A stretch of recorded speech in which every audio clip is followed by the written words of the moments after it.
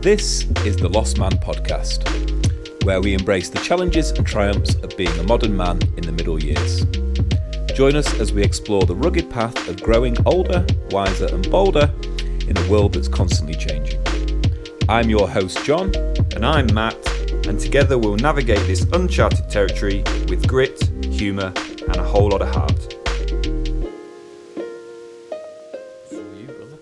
Good morning, everybody. Welcome to the podcast. It's a beautiful New Year's Eve here in the Peak District. We're back in Workshop HQ. I think it'll be going out on New Year's Day this though. Okay. So Happy New Year. Yeah, Happy New Year. Happy 2024. From the Lost Man podcast to you. I hope everybody's had a good year. I hope everyone's looking forward to the next. And we've got some interesting bits to discuss today on that very topic. So we're going to be going into our reflections as individuals on how we found 2020-23. 2020-23. And we're also going to be talking about, New Year's in general. Is it worth the hype? Do you enjoy it? I think it's something that, changes as you get older. I remember when I was younger, I used to love New Year's Eve, going out and partying, and perhaps not so much these days. Then we're going to do a little bit of a highlight on Earthworm Matt's advice on goal setting. He's got a little think tank group where some great little nuggets of information get passed around, and we're going to develop on that a little bit. And then we're going to lean nicely into our own resolutions, our own goals for 2024, and the kinds of things that we want to achieve. So that's what you can expect from the show. It's great to have you here. Thanks for anybody who's listened in 2023. May that carry on into the new year. And on that note, if you are listening, you do enjoy what it is that we're doing, hit like, hit share, let your friends know, because we're all about trying to build up this community. We're trying to think of names for the community at the moment, and at the moment I'm on Lost at Seaman, which the Lost Seaman. The Lost Seaman, yeah. Which Lost Man Squad, yeah. Lost Man. Yeah, maybe. Yeah, we'll see. Lost Man Crew. Let us know what you think. Lost Man Community. Yeah, anything. I wanted to have a little bit of some kind of twist of humour in there. I got it from, was it Top Gear or what? The Grand. Yeah. The Grand Tour. Yeah. They did something around semen. And I thought that was funny. So, as with everything with this podcast, we just rip it from everywhere else and regurgitate it as well. So that's the theme. That's what you can expect. Now, what we from do today's is show. we regurgitate it in a friendly and easy to consume format. In a Lost Man language. Yeah. In a normal man's language. Yes, correct. Yeah. So as I say, that's what you can expect from today's show. And we are going to be touching on some sore subjects, some positive subjects. But as I say, hopefully we'll finishing on a motivational high as well. Yeah, we'll be bringing it round to a positive twist. Talking about the things that we want to achieve in the new year. But as I say, like, share, comment, post, tell a friend, do all the good things. Welcome to the podcast. Welcome to the podcast, and thanks for being part of the community. And without further ado, I feel obliged to ask the question on the world's lips. Not just how has your week been, but how has your year been? How has the year been? Yeah, so we're starting on a little reflection of the... I will just start on the week though, quickly. Discuss week. Brother's 40th. Yeah. That was fun. Mm-hmm. Had a few beers. Feel jaded though, The booze is just a couple of beers. Yeah, well, to be fair, for me, I've had quite a boozy, constant Christmas. So it's literally every day for a week. I've had at least a couple of beers. So I think that's just starting to take its toll a little bit. I don't think I'm going to drink tonight for New Year's Eve at all. I say that, I might have a little beer. No. But brother's 40th was nice. Happy 40th to Rob, my brother. 40th. Not only is he 40, he's also the number one biggest fan of this podcast. Yes, he is. Yes, he is. And we can't thank him enough for his love, his support. Yeah. He's the hype man. Yeah, he's is the hype. Full hype man. Honorary lost man. Yeah, he's an honorary lost man. Yeah. So happy birthday to him. Happy birthday. And then that's been about it, really. Pretty low-key, chilled week. Obviously, we had Christmas. We did our Boxing Day special. We did. But apart from that, it's just been pretty easy. That's cool. You had a good week? The week has been pretty good, yeah. Dead similar, actually. Had an eventful evening last night where Will deleted 25 hours of progress on we're calling it the Merkage Chambers, the new game. We played this game, which is called Remnant 2, for 25 hours. And Will, in true Will style, don't think, just do. Got bored of a level, was like, oh, we can re-roll the levels. Look, it says here, we re-roll them. And I was like, really? What, you can just, there's not like a linear progression through the game? He was like, no, you just do levels at random. I was like, I don't think you do. And he was like, yeah. I was like, okay. And he said, right, press in re-roll, and deleted all of our progress, 25 hours. So that was something that happened yesterday. Oh. Yeah, I know. So, but it's a bit of a weird one because we haven't lost any of our characters' progress. Oh, that's lost good our then. Progress. So you'll go in like big in the game. Sort of. I mean, the level, the game likes to let you know that it's still there. So we thought we'd just scream back in and just rush through the levels, but no. And there is something about it. It does change the order that it gives it to you. Like, it's not like, you remember some games where if you die, then every enemy comes out of the same hole, and you know the pattern. Yeah, but game that's old. That now really that's not like, surely gaming and AI has kind of moved forward in that sense, where characters do spawn at random. Yeah. So, and that is definitely the case, and it's not just the characters, but the levels are different. A little bit. Yeah, you used to be able to go through games and be like, boof, left, shot, yeah. Like old COD story mode was just kind of boof, left, boof, right, and you could kind of like get through a level knowing where people would be. Yeah. So that was that, and then apart from that, it's been a good week getting back into training. So I wrote myself a training program, which we'll talk more about when we go on to resolutions and goals. But I've got the first 3 sessions of that down. But I will give you more detail on how I've plotted out my training program for the first few months of 2024. And I can even post it in the chat. I've templated it up so you can kind of have a look at that as well. Yeah, post it up. So that's how the week has been. Let's do a quick sort of like synopsis on the year. Do you want me to go first? Go first, brother. Okay, so synopsis on the year. I'd say the highlight for me I'll start with the positives, move through to negatives. Yeah. So positives, amazing year with the boy. Beautiful year. Amazing year with the boy.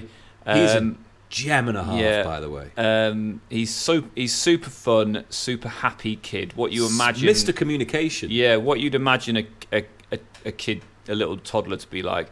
And just the development, just seeing that development and watching that grow and spend, like, we spend a lot of time as a family as well. We're pretty family orientated, so just enjoyed really spending all that time together. And as he gets that little bit older, just super fun. Well, you saw it this morning, just how chatty and like it's just constant kind of back and forth. And and then what else has been positives this year? Positives this year was, for the second time, because I did do some kind of content creation during COVID, but then obviously life got in the way. And but other positive is starting content creation again, and not just like shitty social media, but actually producing long form content in the form of this podcast and YouTube. And then So that's good, and that's starting to show, like with the YouTube, that I feel like that's actually showing good traction and moving. Actually, I feel quite positive. Like, obviously, I've had full hit and miss with videos, but I feel to say I've only put out maybe like 10 videos or something, 15. And this is a book life. A book life. I feel like, you know, to have over 10,000 views on a couple of those is pretty good. Really good, man. Like, pretty good and obviously there's one that have just got. To be fair, the ones that have done poorly, I knew would do poorly, but it was because of like wrist and stuff that I couldn't make what I wanted to make, and I was kind of making sit down desk content. And as we know, with the Lost Man podcast, the theme of everything in life is just compounding efforts. Yeah, it's just little compounding bits in the bucket every day. So that's another positive, and then I suppose the other big highlight, so setting up Lost Man as well is a really good positive. And then the other one was we had a mega Europe trip this year. We went to like France and Corsica for 6 weeks. Went to Monaco, had a big old holiday. So that was nice. Tell us a bit about that trip then. So, because you did a video about that trip as well, didn't you? How to travel through France. I did a few videos down. Actually, I did a few videos. In fact, the best video I did was the car review I did down on holiday. We just cruised down to France, and then we stopped off on the way, and we did a night in Monaco and had a look around Monaco. I always wanted to go. There's not actually that much there. It's really small, but it's kind of like a bucket list place to go and have a look round. And then just down over to Corsica. Chilled out in Corsica, loads of beach days. Beach days, if you haven't done a beach day as a young parent, is like the number one easiest way of parenting holiday. Because the sand and the sea, obviously, they're just like fully occupied, and then completely KO on a towel. Yes, and then wake up and do it all again. Yeah. So. So that was it. Lots of exploring. Top Lost Man tip there. Top Lost Man tip. Yeah. Lots of exploring around the island of Corsica, which is an island just off the coast of like France and Italy. If you've never been, it's strongly recommend it. It's really good for kind of hiking, and it's just very pretty, and also it's not full of British people. It's very popular for French and Italians. Great. So you definitely feel like you're on holiday there. Because I don't really like hearing English voices when I'm on holiday. You want to feel like you're... Well, it depends what you're going for, but I like to feel like I'm like in a different country abroad. And obviously, unless you're going to like America, but you kind of feel... immersed in the culture. Yes. Love a croissant. Love a pastry. It's not like my dad, who when we went to I can't remember where it was now. I think we were in Mallorca, and we were in a restaurant, and he got frustrated with the waitress because she didn't bring something that he'd asked for in like the most Mancunian English you've ever heard in your life. And it's like, hang on a minute, we're in their country, and... I know. My mum's like that. She's like, we need a cloth. Yeah. It's like, the guy doesn't speak English. Yeah. We need a cloth. Don't shout it. Yeah. Don't doesn't shout make any it. difference. Like, yeah. It's a weird generation thing, isn't it? So positives, I'd say that's the majority. Positives as well, starting Van Huge positive. making that decision, which I suppose was impacted by like wrist and not riding, if that makes sense. Like Ginny, it's been on Ginny's radar for a long time, but it was more of her thing. But kind of, I suppose, with my knee and wrist, it's like pivoting into looking at something else. Getting the van and then making a start on that, and then I'd say. Obviously, it was a tough year because I started the year with a knee surgery, or it was in December, for a meniscus tear. And then I also knew I needed surgery on my wrist. And that, I suppose, has just been an underlying source of anxiety and feeling stressed about it, really. Yeah. And you felt negative about it because you would say that the meniscus tear operation probably might not have worked as well as you wanted it to. Yeah, or it's certainly taking longer to settle down than... Well, it was the second one, so 2 in 2 years, on same injury. First one didn't work, second one I'm maybe working, but just taking time to settle down. Yeah, it's an interesting thing, this whole injury situation with people who do sports like as to the extreme that you do. And there's a great podcast with Shane Dorian, who's a pro surfer, on the Joe Rogan. I'd encourage anybody, including you, to give that a listen. I think I've listened to that one, mate, because he talks a lot about the kinds of injuries that he's suffered as a result of his sport, and how you... And we touched on this very, very briefly last week when I was talking about the CBT therapy that I'm going through, which is this point of where you have to just accept and lean into it, like you said about pivoting. Well, pivoting. Yeah, pivoting into, putting efforts into the van or whatever it might be. But I'm sure we'll talk more about that when you go into your goals for next year. Yeah. But yeah, pivoting into... Well, and I suppose as part of that content creation has been a heightened interest. I've always been interested in it, but a heightened interest in kind of like filmmaking as well. Like my focus into kind of YouTube and that content creation is from an angle of like, I want to put myself in a position where I make interesting content, like experiences that are interesting and adventurous and fun to watch, if that makes sense. It does, and which has just reminded me of another huge positive thing that we've done in the past 24 hours, actually. So we had Johnny's big splurge on a PC just a couple of weeks ago, and we've got a Matty's big splurge splurge on a... So I sold one of my bikes, and I sold my DH rig, and then I have bought a drone. So a big boy drone, nice, a DJI. So I'm looking forward to that arriving. And any facts and figures on the drone for those people out there who are drone inclined? It's the DJI what does that mean? Pro 4. Is DJI a brand? Yes, right, DJI is the brand. It's the small one, the sub 250 gram one, because that means you don't have to have a license for it. It's the 4. It's the newest one, and I got basically I just ticked every box. Tick, tick, tick. Accessory list. Tick, tick, tick. So I've got the controller with the built-in screen, so you don't have to use your phone. Which apparently is much better if you just want to get that shot, chuck it up, go, instead of like connect phone, insert app, you know what I mean? I've got the Fly More package, so that's an extra couple of batteries, a charging station for the batteries, because charging batteries can be a bit of a pain when you've not got like a multi-charger. And then a few like accessories to go with it, like loads of spare blades. Okay.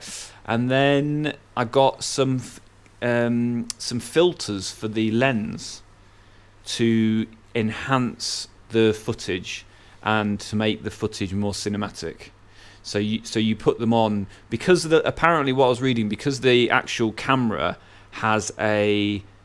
doesn't have an adjustable aperture, I think. Okay. That means that when it's like high light, you get overly crisp footage without any motion blur, and the motion blur is what makes it look authentic. So like we get motion blur, but if you're watching it on the computer and you don't have that motion blur, it looks too clinical, and it doesn't look cinematic. And if you obviously want to make cinematic kind of van life content, you need those filters in like highlight situations. And then you've got like there's 3, so like highlight, like midday, kind of sunset, and then grey sky as well. Cool. So yeah, there you go. Went in on that. Congratulations on your bloody big purchase. What was the cost? What was the price tag? I also bought the DJI wireless mics as well. Nice. Two times set with receiver. Okay. Because I kind of fancied getting them for like, I guess vlogging stuff. And what was the final total bill? cost was 1,300 and something. Oh, fine. And you sold your bike for 1,200. Boom. There you go. Made a loss on that. Big L on the bike. Doesn't matter. But the bike market has fallen through its arse. Well, if you'd have listened to your dad's advice, you would have. I would have took the first offer, which is always your best offer. That's correct. Yeah. That is one of the best piece of advice my dad's ever given me about anything kind of financial. That your first offer is usually your best offer. Yeah, thanks for that. And I got offered 1,400 a few months ago, and I didn't take it because I was holding out for a bit more. And then I've settled on 1,200 because I wanted a drone. And then so tough year because of knee surgery, and then obviously recently this wrist surgery, which has been a rough recovery, to be honest. Like, there's one thing not being very mobile, but there's another thing not having your arm usable and your hand, and obviously it's still sore as. But yeah, I don't think really there's any other negatives to the year. Like, I've had my wife's been amazing. Like, she's really looked after me. She's got the patience of a saint. She's super positive. So big shout out to her. Behind every great man, is a great woman. So I really appreciate all the help. I know she's also our secondary super fan, so I know she'll be listening while she's picking horse shit up from a field somewhere. Yep. So thank you. And I think both positives and negatives. You can't deny the positives of having your child and seeing that development. I mean, that outweighs everything. I think without that, this year would have been a very tough year, but that does bring a ray of sunshine. No matter, even on your darkest day, they just do something funny or stupid, and you can chuckle. Johnny, what about you? Year in reflection. Positives first. I would say, well, I'm not going to do it like that. I'm going to do it more in terms of how the year started off and how it's ended, because I think that that's a better way to describe it. I think that the year started off very difficult, actually. Was in a that's the best way to describe that relationship. Was in a relationship with somebody who had a very heavy situation going on in their personal life. And when I say a very heavy situation, I'm not going to go into details, but I'm not just talking about something that's run of the mill. I was going to say like abnormal, abnormally heavy. Yeah. And unfortunately, the relationship wasn't established enough to be able to withstand the pressures of what was going on. And I wouldn't say that it was the breakdown of the relationship that was the difficult part. It was more like what actually happened on the inside of the relationship. And for anybody out there who's, similar to me in the way that they approach their dating life, it's all fun and games, and, you can have lots of fun with people and all that kind of stuff. But sometimes, and if you are like me, I'm the kind of person that likes to let people cry on my shoulder and burden a lot of the, and appear to be somebody who's very supportive and try and kind of get under the skin of people and that's all good. But I think something that I've learned definitely more and more so is that you are not, or I am not, qualified to help people. And as much as I might want to, there are certain circumstances that are just, not within my control or my remit to be able to help. So that was a very difficult situation, because of course the person that you get into relationships with people and you want to be a ray of sunshine, and you want to be a beacon of light, and you want to be somebody who can make a difference, and just unfortunately in that circumstance it was a really tricky one to navigate, and it broke down, certainly not from my part, but it broke down in quite a bitter way, and it takes a long time you know, and this is, I say this not in a selfish way, because I understand that what was going on in her world was without doubt a trump card. But I think that's actually quite a tricky place to be in a relationship where you've got one person who has a trump card, and not only do they know it, but they exercise that, and therefore your feelings don't get taken into consideration, and it turns into a very strange, imbalanced place. And I would say that I came out of the back of that, you know, that's why I say it's not a negative point that the relationship broke down, but it's the negative point of where I got spat out off the back of that relationship, should I say. But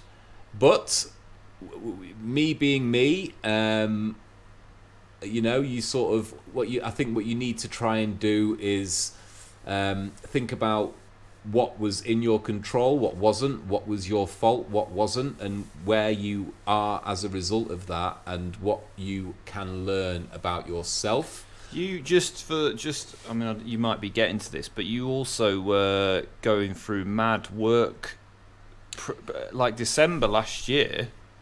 Wasn't that mad work pressures as well? This is the problem, because in the previous year, the business that I was working for was tanking out, because they hadn't bounced back from the spike that they'd seen in COVID when the high street turned back on. So I used to work in fashion retail for an e-commerce company, and I used to look after the brand over there. And well, this is what I'm saying about having. This is the point I'm making about, you know, somebody who's got a trump card. Yeah. Because you're going through your own version of hell, and everybody's version of hell is hell to them. It's whatever you've been through, and you know, it would regularly fall into conversations about, you know, something would spark off, and it would become a very, very intense, one-sided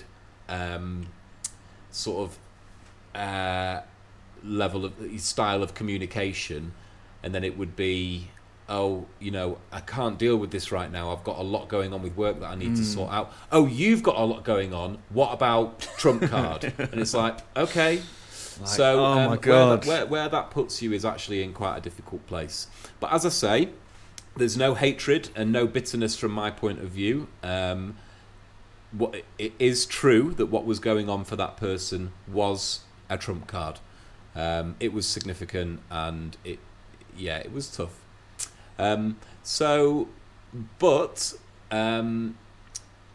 It's taught me a lot, which I suppose all these things should do if you've got the right sort of mindset. But it put me in a hole for a while. But it did lead to me seeking CBT therapy, and I've had therapy before. But what you know, that's therapy where I've just sourced a counsellor through the internet and started speaking to them. But for me, that's not really very helpful, because I think I've said this on the podcast before. You know, we have a great community of friendship, you know, in our sort of circle, where we can speak quite openly, which I think is great.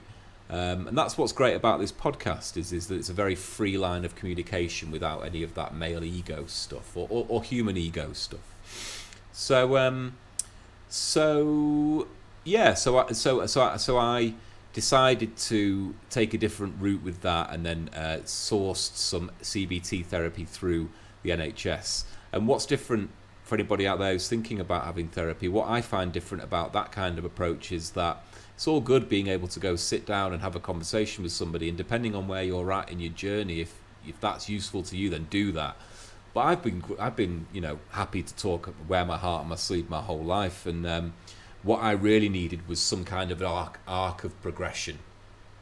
And you know, I think in counselling, you can just spend an hour sitting there, and I spent many times just sitting there talking to my previous counsellor about, you know, woe is me, you know, whereas with my current model of therapy, it's like, okay, that's fine, but how are we going to do XYZ, or if you think about it differently, what does that mean? Or if you and it gives you building blocks to take away, giving you like strategies. Yeah, that's it. Yeah. Well, it's cognitive behavioural therapy, which is all about rewiring your brain to some extent. So we spoke about this a little bit last time, and I'm not going to go too much into CBT therapy because we'll probably do a therapy focused special.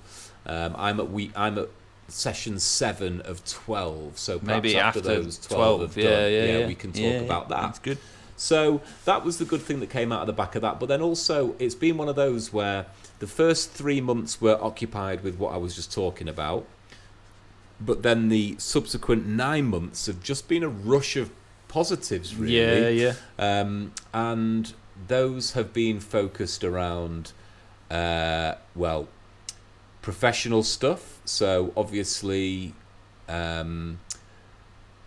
started with a business, made some headway with those guys, got made redundant, which actually was a really good thing. And for anybody out there who's going through redundancy or looking down the barrel of something like that, let me tell you, in my opinion, I would say 70% of the time, just rough number, pulled that out of the air, there is a positive edge to a redundancy. Definitely. It's all about how you apply yourself. Now, I know that there's situations where people have been in a job for less than 2 years and they just get cut the cord and they run, those situations are horrible. But, there is, the times that I've been through redundancy, which is, I think, twice or 3 times now, it's been scary at first, but there's been a way to sort of turn it on its head.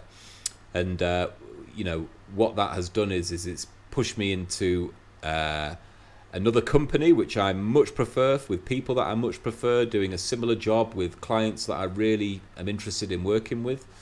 But it also gave me a nice little nest egg, and we've spoken about this. We'll do a money special, but Matt's very good at money, and I'm very good at spending money. I'm not very good at money. He is good at money. I'm all right at money. Yeah. So, I'm not tight. I'm just careful. Yeah, you're good at financial planning. Definitely, and hopefully you can pass some of those nuggets on to our listeners and to me. We are January special on finance, because we thought January was a good month to kind of. Definitely. We're going full positive with our full positivity with the topics in January, 100%. Kind of positive and motivating, and one of those is kind of like positive money moves. Yeah. Mm-hmm. So. That's put some money in the bank, which means, you make the great comment, which is it's better to add to a pot rather than add to nothing. And that makes sense. If you've got nothing and then you put 200 quid away one month, and then it gets to the end of the month, you think, it's only 200 quid, I might as well just spend it. Whereas if you've got few grand plus 200 quid, then it's that much plus. It's nearly 4. Yeah, exactly. It's on the way to 4, yeah. So again, the theme of Lost Man is these compounding efforts, and that's how that works. So that's been great. And then, of course, the big thing is the kickoff of the back into the fashion business, looking at starting things off with British Attire, which is the new business that we'll be launching in it's going to be launching early next year, but grand launch, proper, PR launch will be June, July, and that's when our full autumn winter product is going to be coming in. A lot of the same from when we worked with Country Attire before. We're carrying through a lot of that DNA. I'm building this business with the original founders of that business. And it's going to be great. Very, very excited about that. We've got 23 brands on board: Barbour, Ralph Lauren, Hunter, Peregrine, Dr. Martens, all the classics. And some of those brands we've done the buys for already. Some of them we've got coming up in January and February, but we will start trading properly from July. We've got our 5-year plan forecasted out, and it's looking really fruitful. So very excited to be back involved with that.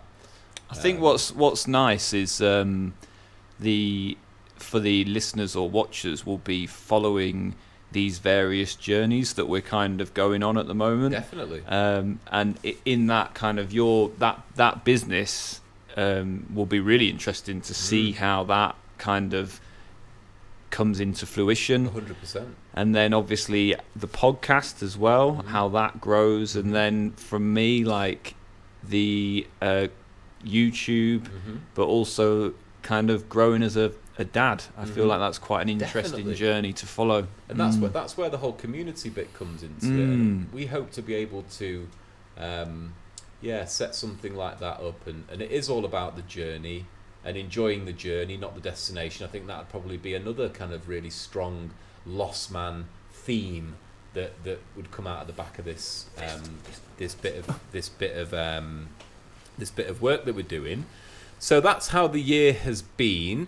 Now, let's lean into New Year's Eve a little bit, and let's just, first of all, before we go into our sort of meaty bits, New Year's Eve itself, which is what it is today. Mate, you are getting good at these segues, by the way. You are... Seamless transition. They are. I mean, apart from me drawing attention to the fact of the...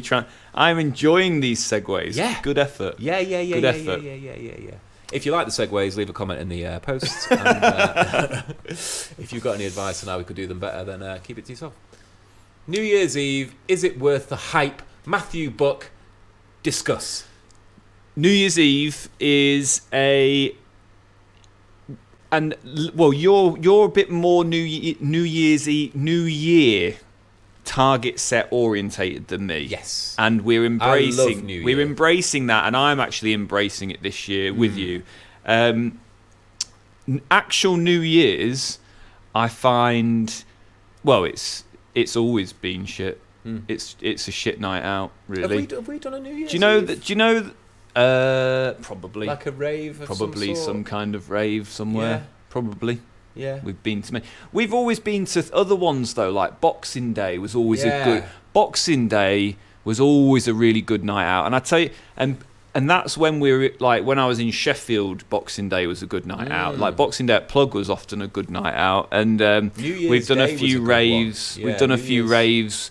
New Year's Day rave, and I remember the days when we used to have warehouse projects on a New Year's Eve and a New Year's Day, and we used to do them both. And it's like savage, oh god, savage. But actual, I tell you what was my favourite night out pre kind of Sheffield when I was in York was Christmas Eve. Yeah, Christmas Eve was always a great night out in York. Yeah. Get super shit-faced with your mates, and like mum and dad would go off to this is when I was living at home, they'd go off to their party, and like me and my brother and stuff, we'd go out probably separately, but then we'd all kind of reconvene back at the house at about 2 or 3 a.m, all absolutely shit-faced, get carried on drinking with my dad, and then wake up at like 8-9 o'clock, and it would be, you know, when you're a kid, your parents, you'd be waking your parents up, but when you're like 18, 19, 17, your parents are waking you up on Christmas Day, like, come on, let's open some presents. And then my dad would just like turbocharge the morning with Bucks Fizz, and you'd feel super groggy. One Bucks Fizz in, which is champagne and orange juice, you feel fine.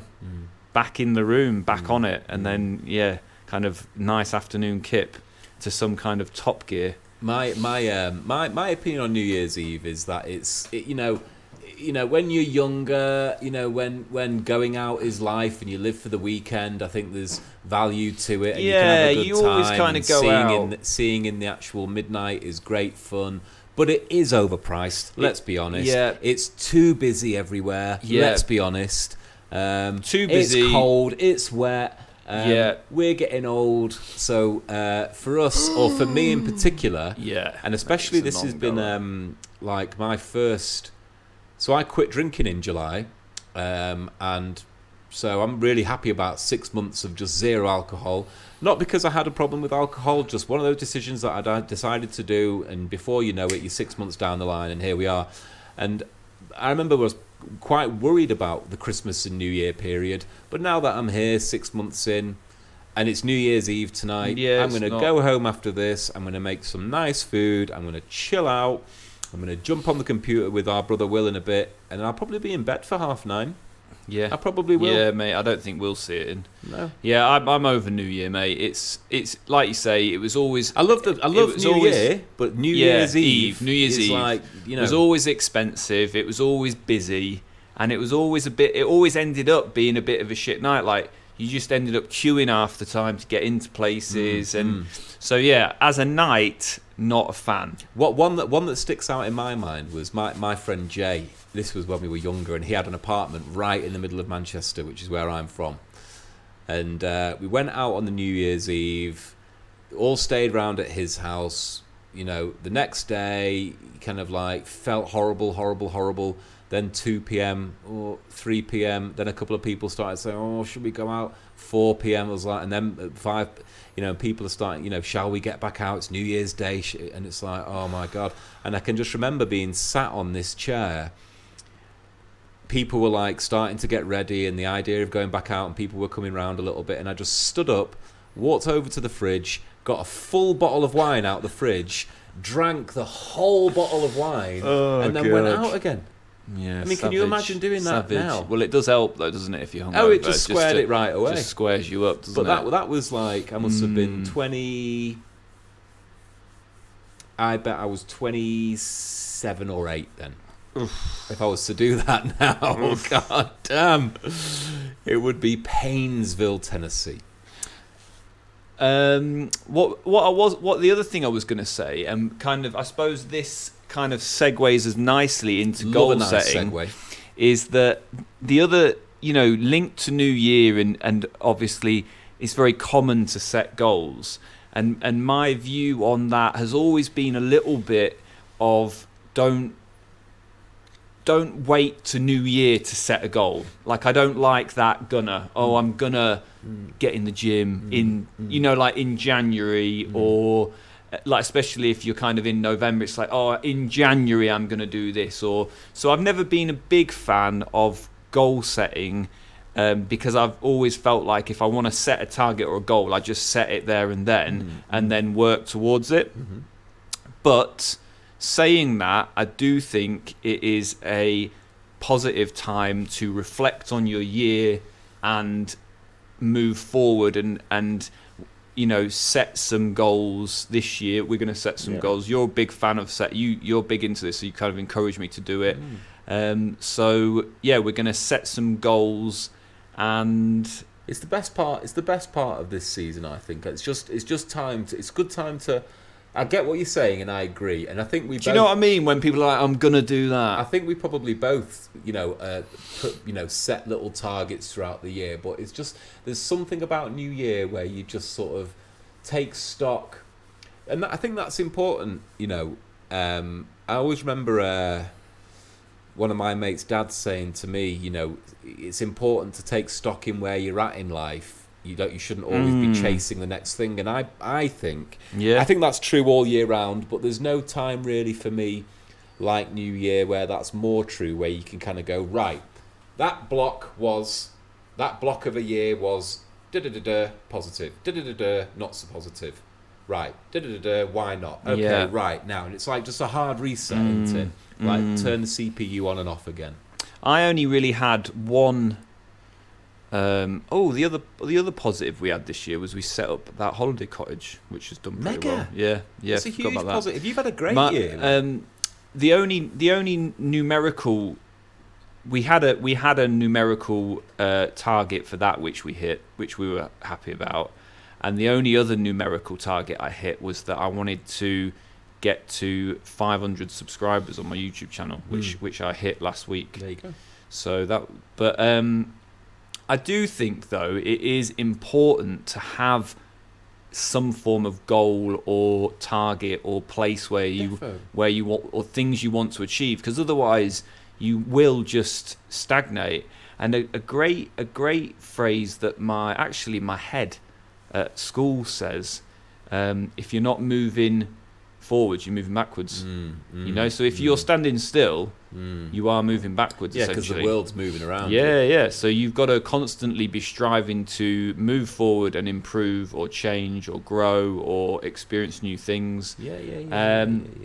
And in that note, we're going to set some targets today, aren't we? We're going to talk about what we've done for our resolutions, but I think you've got a little gem of advice from a little gem of advice that I just wanted to essentially read. I've joined this. I've joined a think tank. I can only really describe it as a think tank, and it's for YouTube. And I've joined this think tank, and I met this guy. Sounds dodgy. Met this guy online, Rich, who's a top bloke, lives in Australia, and he is actually in the process of creating a channel himself. Like, he's a pretty successful guy in his own right. He's got a pretty high paying job, but his dream is to create content, and so he started this kind of. It started on a Facebook Messenger group, and then it's moved into kind of more of a CRM business portal we use now. And on there's 10 people that are all aspiring YouTube, podcast, or content creators, and it's really good. If you're ever wanting to achieve, if you've got some goals and you want to be like, right, I want to do this or create this business, like, find some mentors or peers to talk with, because the really amount of advice, information and nuggets of information that come out of this group are fantastic. Like, everybody seems to come from a different background. Some people have really good strengths with like the monetization of online content side of things, so like doing newsletters and things like that. Whereas other people, and the strategy of it. And then like another guy, Phil, he's like an absolute G when it comes to technical, like camera setup. Like, you ask him anything about what camera settings, what camera would you use in this low light situation, he's your guy.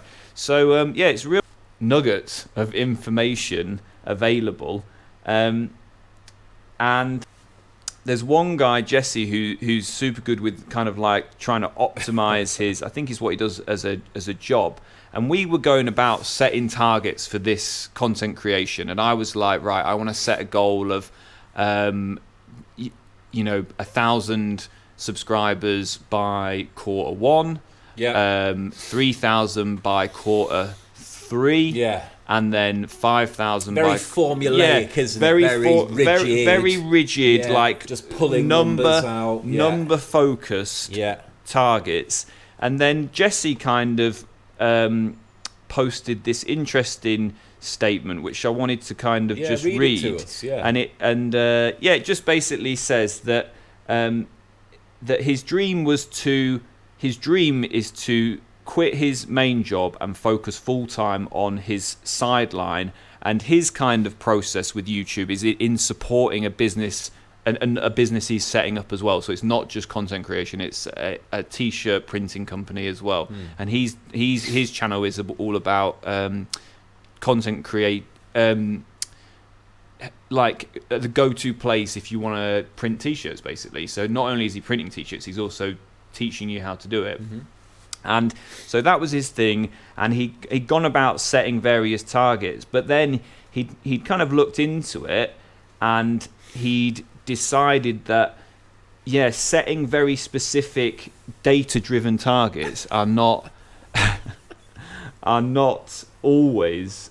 Imagine if that was a live stream, and not always. I don't know what I was trying to. I know what I was trying to say. I know what you were trying to say. And not always. They're kind of like short-sighted. You're putting me off here. They're kind of short-sighted. So he said, "There's nothing wrong with that approach. It works incredibly well for a lot of people, and if that works for you, then keep doing it that way. But for me, it just didn't work. I'd hit goals and I'd have a good year, but I'd always feel disappointed that I didn't achieve more, or I'd get so it's to like the end setting of yourself up to fail, isn't it? I'd get to the end of the year and bust it to hit a goal by the end and think I did it, but I could have done it by February if I'd have just worked that little bit harder back then. So not in 2024. From now on, my goals are no longer achievements or places to get to. My goals are statements about who I am, a place to start from, not get to. They are future truths I'm choosing to speak into the world and begin acting now as if they were already true." I love that. Yeah, I know, mate. It's powerful, isn't it? I love that. It's really powerful. So now that's all of that is out the way. Here are my goals and how I plan to start living. And I hope Jesse doesn't mind that we've kind of butchered and shared some of this statement. how he starts living 2024. I believe that if I begin acting as if these were true and make the effort to put the plan in action, that these will all lead to my dream goal of leaving my job by the end of the year. And I think the idea with this is breaking it down much more into like weekly weekly routines. Almost. I think if I can put it into so I just thought to myself then, if I can try and put it into this context and see whether you think this is a good framework for it. So I think that's really cool. I really like that. And with the new business that we were talking about before with British Attire, what we're doing is we've got this mentality, which is we don't work to sales targets, we have sales aspirations. And the reason for that is because with e-commerce, and especially in the fashion industry or any business, it's basically like they have their sales target that they want to achieve, and if they don't do that, then people get hired, people get fired, they ram the business. Yeah. Particularly with the fashion business, it's like, oh God, we're not going to meet this number, so we need to slash the prices and get through as much products as we can to hit this top line number. And it's just this horrible. And if you don't, it's a race to the bottom. It's a race to the bottom. And if you don't get there, then as you say, people get dragged over the coals. People aren't satisfied with when in reality, what you need to do and what we're going to be doing with this business is, and we're fortunate because we're privately backed, so we've not got the big man breathing down our neck. But what we're going to be doing is focusing on the way that we tell our stories, the relationships that we have with the brands, the way that we position our product with the right kind of customer, and take our time to sell that product and not try and rush over the finish line because we've set some astronomical target for ourselves. And surely, I think that that's a nice way to build up a nice sustainable business because you've got a good relationship with the brand, but in a human context, it's a nice way to build up a nice sustainable life, isn't it? Yeah. I was going to say with that branding stuff as well, like surely the brands will appreciate that you're not devaluing their brand by cutting the price of it. That's the biggest problem. And actually they'll say, right, well, you'll become like the number one places to get those products at, and you won't need to cut the price because you're the only place to get them. And I have to say that our old COO, I won't mention him by name, and I actually don't have any kind of personal issue with him, but I think that the way that the business was run did do exactly what you said, which was encouraged a race to the bottom mentality. And I've just seen in the past couple of days, he's been appointed the MD of a famous fast fashion brand, big fast fashion brand, and he's great over in that space because it's not a brand, it's they're their own brand. You know what I mean, a bit like a River Island, but not. Just people cheap out there fashion, cheap fashion, and throwaway that's fine. Fashion. That's fine because you can smash the life out of that product, and you're not going to have Barber or whoever it is being frustrated with you for devaluing their product. But yeah, so just going back to this then. So instead of like for me, instead of setting a goal of by the end of the year, I want to have X amount of subscribers, or, by the end of the year, Lost Man Podcast needs to have X amount of listeners. We're low on battery, but we'll probably have to swap it. We'll pick a point to swap it out. Okay. How Lost Man Podcast needs to have X amount of subscribers or whatever it is. Instead, it's more like saying a statement like, I am a creator and I will make content production part of my weekly schedule. I will spend an average of 1 hour a day or 30 minutes a day to produce content in the form of either planning, recording, editing, or promoting. And I just think that's a really pouful way, because then you're not. It's more about your daily habits. Isn't it? It's routine. Yeah. So you say, I'm going to get 5,000 followers by the end of the year. You put that in its jar, and you're like, and then you carry on with your, and then 6 months in, you're like, oh shit, what have I been doing? Exactly. So it's that, about changing habits rather than just setting these superficial goals. Yeah, no, that's it. It is just about setting up your, having weekly routines and habits that you form that are leading you towards an ultimate goal. And I just think it's I've never really looked at. No. As I said, I'm not a big target setter, but probably not a big target setter, because once you kind of say something, you've got to try and you're kind of, it's out there, isn't it? You've got to be accountable to it. But I suppose that's what we're doing, because we're putting up our targets, we're putting up our goals. Yeah, but my resolutions, and we'll go on to those in a minute, but my resolutions aren't really like do X by Y. Not really. There's a little bit of that, but it is more around changing habits, changing behaviours. Yeah. Do you want to? So with that in mind, do we want to go forward? And do you want to? Yeah. Okay. Do you want to start with what are your 100%? Or should we start with Lost Man? Should we start with Lost Man podcast, because that's quite a nice way, like collectively. Yeah. Like, where would you? Like, I think with this thing that we're growing, that we're building, I think the best that we can commit to is, as we were talking about then, I don't really want to achieve a certain number. Yeah, exactly that. What I want to do is commit to, as best we can, keeping the consistency up. The only number, one podcast, if possible, per week, per fortnight. That's it. As much as we can do, and just keep on doing that. Yeah, with no real sort of like, we need to achieve X or we need to achieve Y. I think the other thing that I'd like to see, which isn't tangible, is any kind of community engagement. Yeah. And I don't say that from, I'm not saying that from like a place of desperation. I just think that's what I really care about. Are we touching just one person? I know that sounds like a cheesy cliche thing to say. No, I'm with you. But if we can get to the end of the year and have, given it our time and created even just a tiny community, I will be thrilled to bits, mate. I think to formalise that then, what we're saying is our goals for 2024 for Lost Man Podcast are that we are podcasters. Yeah, that we just do what we are podcasters. We are committing to one podcast, which we've hit for the last 7 weeks. We're this is 00008. So we have committed to that. We've done 2 months of podcasting. So we're committing to a minimum, really, a minimum of, or as best we can, one podcast per week. Yeah.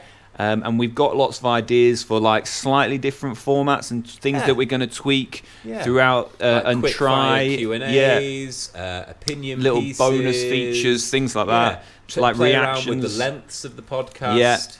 And then on top of that, building a community around that. Totally. And if we do feel like we have contributed, assisted, helped somebody, made somebody's day that little bit better, given them a little bit of nugget of information, then that is mission achieved. And I suppose that's why, like John said, it'd be great if we can start to hear from some of the people that are listening, watching now, because people are listening and watching now. The listens and the watches on Spotify and YouTube are starting to stack up. So it'd be great if we could just hear from those people. So I think there are Lost Man podcast goals, and it would be great to review these next year. Yeah, definitely. And it is no more than that. Just keep up the consistency, get at least one community engagement. Don't need more than that. Which links to our our probably singular biggest message, which is that compounding effort. Constant little things all the time. That throughout that we'll look back and we'll have done over 50, by this time next year we'll have had a bank of over 50. We'll have 60 podcasts in the bank. I say it to my team all the time, which is, it's not about starting each day thinking that you're going to change the world. It's just slow, gentle pushes on the flywheel. You wake up and you have a certain amount of things that you need to achieve on that day, and just move the blocks along as much as you possibly can in as positive a way as possible. And then that's all you can do, really. Yeah. Right, we're going to take a quick break to switch out the battery. Battery We'll break. be right battery back inserted now. Right, back in the room. Back in the rooms. So, do you want to kick us off with your personal targets? I would love to. We've broken these down, haven't we, for our personal targets? I've not done it like that. Okay. Let me just. So, how I've done this is, I think it's easy. The easy part is for me is to go. I want to do X. I want to do Y. I want to do Z.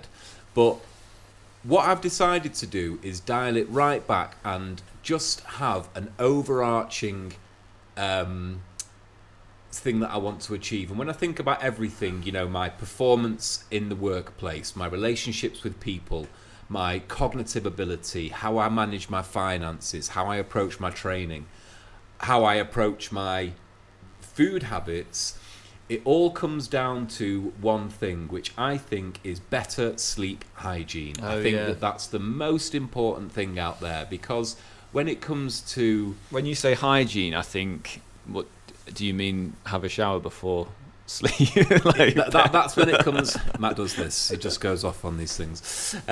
That's when I think about, okay, so diet, so making sure that you prepare your food on time. Well, if your sleep hygiene's down and you're always chasing your tail from that point of view, and you get home from work and you're knackered, you're not going to put the 45 mins in to make a nice meal. Or you get to the weekend and because you've had you've had like 6 hours sleep every night during the week and you've been working really hard, all you want to do is just couch on the sofa the whole time. So for me, what I'm going to try and do to really kickstart that sleep hygiene, improving that sleep hygiene is, and this is a little bit, committing to a numerical value to an extent, but in January, as of tomorrow, I am going to be, come hell or high water, it doesn't matter what plans I've got, I will be in bed for 9 p.m. every single day throughout January. And the reason that I've done it like that is because I wake up at 5 a.m. regardless. Doesn't matter. You could set your watch by my... Mate, I know. We can get when we used to get in at 3. Yeah. You were up at 5. Up at 5. Crazy. Drive home. Allegedly. And so I'm like, right, well, I need to look at it the other end, and I actually quite like being the early bird guy, and so that's what I'm going to do. I'm going to make sure that I get into bed without fail every single day in January at 9 p.m. That will lead on to, and I guess that's like my North Star, so we were talking before about changing habits. I'll set loads of targets throughout the year, and I don't know what those are going to be yet, because life is changing every day at the moment. Yes, I want to have more successful relationships. Yes, I want to meet somebody. Yes, I want to start a family. Yes, I want to do all those things, but you can't really attach time spans. No. And I want to meet her by July. I want to do, so there's no point in even trying to speculate about that. But what I do know is that, and especially as I get older, sleep is so important. And I really notice when I've had 8 hours, how much better I perform, based rather than if I've had 5 hours sleep. So that's my first habit change. And my second New Year's resolution, and I've only got 2. As I say, there's loads and loads of health and fitness goals, loads and loads of personal finance, professional goals that I have. But we'll talk about more of those as the weeks progress in our podcasts. I think my second key goal is that I'm actually going to completely quit sugar for at least 3 months. I'll substitute with stevia and xylitol and other things like that, and I do still like to have sweet treats, but certainly for January I won't be doing any of the sweet treats, and then as we go into February and March I'll be thinking more about how I can supplement that. But it's a difficult one, giving up sugar. Not last year, but the year before, I did the same thing, and I gave up a couple of things. I gave up smoking and a couple of other things, and gave up sugar, and the hardest one was sugar. Yeah. Your mouth waters for it, man. What was the what is the kind of driver for sugar? Is it like a health and kind of like weight kind of thing, or is it a... There's that, but and also the risk as you get older of the reality that, you know, diabetes if you have too much. But how it became something that came to the surface for me was when I was before I got made redundant. So I was made redundant in, I think it was September, and it was a lucky enough position to have been paid up until the end of January. So I took a couple of months off before taking a new job. Prior to that, I would have everything tied up through the week, and then it would get to Friday, and I would buy a bag of Maltesers or a bag of whatever, and that would be my little treat on a Friday. But then after I got made redundant, because I took a couple of months off, every day was Friday. So I was like, bag of chocolate. Yeah. Tony's Chocolonely. Yeah. Dangerous habit to get into. And it just, you know, day by day, and before you know it, every single night. And then you start to crave it then. And I promise you do. You know, sugar's one of those, sugar's addictive. The sugar monster is pretty heavily in our family. Because I was, even though I had 2 months off, I was doing the PT course, I was doing the British Attire thing, I was applying for jobs. So I actually had less time than when I had a routine. So my training was suffering. So the two things, you know, uptake of sugar, downturn in training, did start to lean to me feeling a bit more unhealthy.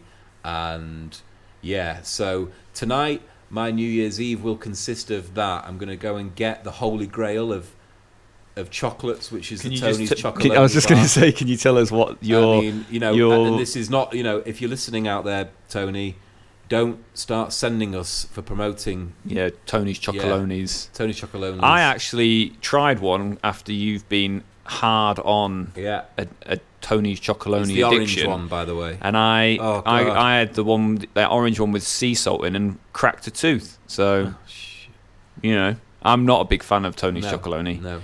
He can go... I wish I'd cracked a tooth the first time I had one. I do remember the first time having one, actually. It was when I got invited over to an event, because it's a Dutch brand. I got invited over to an event for Tom's, you know, the shoe guys. Yeah. And they put us up in a hotel, and in the hotel was like a little welcome pack. And it had the big Tony's Chocolonely in. Yeah. And I'd arrived in the country like 45 minutes before we were supposed to go to the event, and I hadn't had anything to eat. Yeah. And I got this big chocolate bar, and I was like, oh, great. So just smashed that in. And that was a day that I will never forget. Yeah. And then that's just been ever since. Spiraled out of control. So that's my goals, and I suppose I think they're pretty good goals. I think they're good, interesting goals as well. I think the sleep one is pretty interesting. Yeah. So every single night in January, and hopefully it'll carry on between that. And that means, so with that, there's peripherals. You know, so my phone goes into airplane mode. At 9 p.m. Yeah. Boom. Yeah, and you're winding down by 8. Winding down by 8, yeah. What about stabbage cabbage in the week? Stabbage cabbage, no stabbage cabbage in the week. No stabbage cabbage in the week. No, okay. No stabbage cabbage in the week. But yeah, so that's it basically. Improved sleep hygiene and why do you call it hygiene? I feel like have you coined that phrase, or is that something that you... I heard it on something. I think it might have been the Huberman podcast. Right, okay. So yeah, improved sleep hygiene and quit sugar. Okay, can I do mine? Please do yours. I think yours are really interesting. Thanks, man. And it'll be fun reflecting on these. When do you want to reflect on them? Let's set a point, because it's kind of like we've said it, so we've got to do it. Well, end of the month, end of January. End of Jan, yeah. So I set some targets and goals, and I haven't rewritten them in the sense of after reading Jesse's thing from my think tank. Okay. But I would like to kind of go along with in that vein. So I suppose my overall main goal for this year is to leave teaching. Love that. I want to give teaching the bullet. Yeah. Because you've been in teaching for how many years? I think this is my I'm either in my 15th or 16th year. At the same school. At the same school. But there's reasons for that. I did build myself up to a assistant head of department at one point, and at that exact point, in fact, pretty much within the first year or two, I realised it wasn't quite for me, but the money was good, and then you're like, I'd have to take a pay cut, and you get caught in that loop, don't you? Do, yeah. But then I took on that I think they call it an ASPL role, or like assistant head of faculty role. But yeah, and then I stepped back from that, and in a sense, it's been a very good job because you can go part-time on a good wage, which when I've looked for other part-time work, it's not feasible. So the only way out of the teaching game right now is going back to full-time, which I don't want to do because we have my wife's business and we have other things we have to look after. So going full-time isn't really feasible. So my first kind of focus will be that I want to be a creator. So do you want to be able to actually physically hand your notice in at some point in 2024 as a teacher? That's what I'm saying. Yeah? Yeah. I love that. Yeah. I think that'd be great. Yeah. And, it might not happen and we may be moving towards that point, but that is the reality. Yeah, so to get the wheels in motion, to properly get the wheels in motion, to officially to hand the notice in, or to see the end. Yes. And in doing that, to achieve that, I want to be a online creator. Yeah. I want to create our podcast. Yeah. And I want to create my YouTube channel. Yeah. And I want that channel and this podcast to allow us as a family to travel with... I don't want to be on the road full time. No. I want to be able to... Because we need to be here for various reasons, but the things we need to be here for, we don't need to be here for all the time. So we can go and do 3 weeks here, come back for 2 weeks, go away for 3 months, come back for 2 months. You know what I mean? That's kind of what I want. That's the vision I'm aiming at. And I think that's great, mate. You've got to have a dream, haven't you? Yeah. So there's no point just sitting there saying I hate my job and just carrying on with it. So you've got to put the work in. 100%. And we put the work in with this. Obviously we record the podcast and I make some YouTube videos, but the background stuff that we put in, even just to the podcast, the time we spend editing it together, clipping it up into shorts, we're putting the work in. Obviously, for the greater good. Holiday cottages and the things that sit there's around other the side things of going it, on. Yeah. So I want to be a creator, and within that, I want to... My kind of weekly or monthly goals are that we create one full-length podcast each week. Yep. I create a minimum of 2 long-form videos for my YouTube channel per month. That's because they take a bit more. We can more or less turn up here, can't we? Turn up to an extent, and have a theme. Yeah, and have our theme and have done a bit of research. But yeah, I mean, with the YouTube, it's more like a morning filming. Yeah, and then probably 8 to 10 hours of editing. Per video. So, and then they're my main ones. Really, that's my kind of career or professional kind of area that I'm looking at. So I want to be a creator and I want to move on from teaching. Lovely. I think that's mega. And then my other target. You gotta stop that. I love it's harsh. No, it's not harsh. I'm not ripping it. I think it's funny. It's not, mate. It's mega. She'll be listening to this now while she's picking. But I'm not. It takes a lot of balls to put yourself in front of camera. I'm not shredding it. I think it's funny. I think it's great. Anyway, and then my other areas of focus are in terms of kind of my health and fitness wise. Yeah, I'm pretty regimented, and I've got pretty good habits with that. So it is just to continue and maintain that, continue with my rehab and my morning train, which I do every day. I have missed 2 of them over the Christmas period because I wasn't at home for those ones, so it's just difficult to get them in. So to continue with my morning training, continue with the rehab journey, and then I suppose I kind of dissected these into health, wealth, community, and profession. Yeah. But we've kind of covered health, wealth, and profession because wealth is interlinked to leaving teaching and doing that. And then I suppose community, we were talking about family. We obviously want to create a community around this channel. But we've also, I think, a really nice thing that's happened this year, talking about the positives. And I think when we start to think about it, it's been a far more positive year for both of us than it has been negative.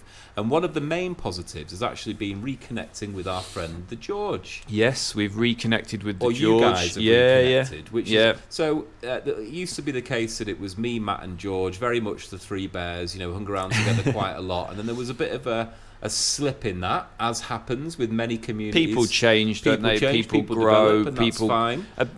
And you ebb and flow, and people's lives get busier. Yeah. And I think we've been able to rekindle find a new norm. Find a new norm. Find a new way to hang around with each other. Yeah. I think we had a lovely dinner for Will's birthday, the 4 of us, a couple of weeks ago.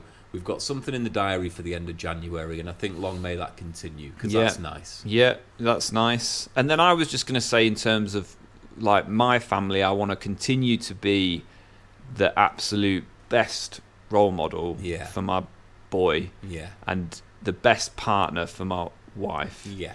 And I know it sounds cheesy, but I really do mean that. And I want to, I really want to be present for both my wife and my son. Yeah.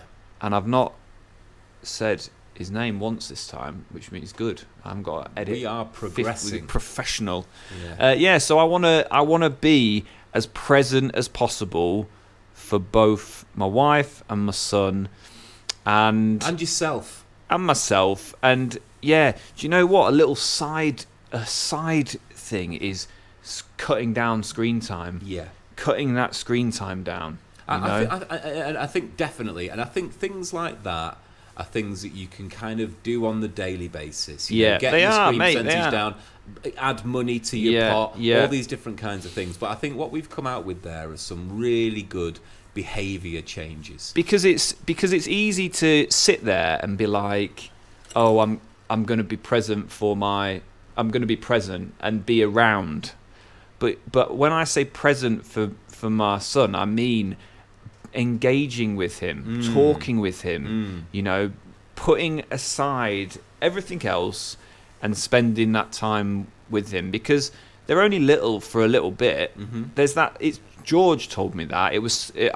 I'll butcher and destroy this fact because it won't be fully right, but it was along the lines of, by the age of 11 you've spent something like 60% of your time with your child. By the age that they're 18, you've spent like 95% of the time you're going to spend with your child. That's crazy. And it's true, because I don't see my parents.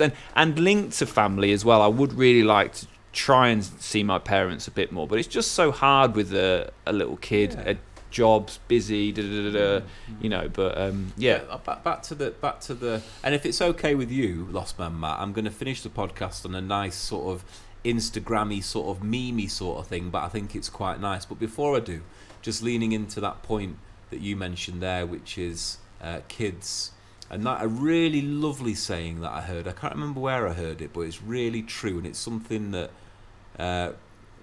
hit me, and I'm sure other parents out there will agree, is that kids spell love Time. I told you that, mate. Well, you didn't. Oh, I right. I heard it on a movie or something like that ages ago. But I think you might have said it to me. Yeah. Well, that was when Jins was pregnant, I felt nervous about it, about becoming a dad. I was never that I want to be a dad person. I was always a bit more on the fence, and certainly enjoyed being just a couple. But I asked loads of people, and no one really, young dads and old dads, and no one really gave me great advice, except for one guy who I'm on that community project with, Julian, and he said, kids spell love Time, and it's about spending time with them. Very much so. Go on then, Johnny. Finish us off. Okay. I think we'll finish on that. Happy New Year, everybody. Happy John's going to do his... We're going to finish on a little motivational thing, but this will be the last you hear from me. Happy New Year, everybody. I really look forward to everybody tuning in to the rest of the podcasts for the year. I hope you all have a great year. Set some goals. Let us know what they are. Check in with us. We can be your accountability. John, take us through into this new year. Okay. It's a little bit cheesy, a little bit Instagrammy, but I think that there's some little jewels in there. So I hope some of this resonates with some of you out there. Get excited about your goals. Focus on productivity rather than activity. Rest when required. Build stronger relationships. Step out of your comfort zone. Take on new challenges with courage. Hold yourself accountable. Develop a healthy sleeping pattern. Adapt to your environment and resources. Choose faith over fear. Let go of what no longer contributes to your joy.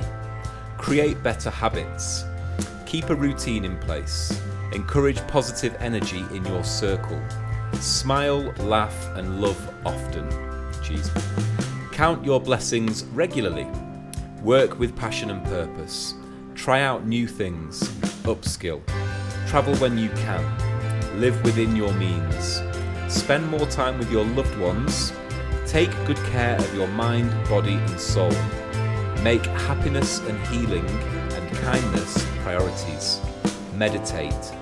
Be humble. And embrace the present. Cheers, dude. Happy New Year. Happy New Year.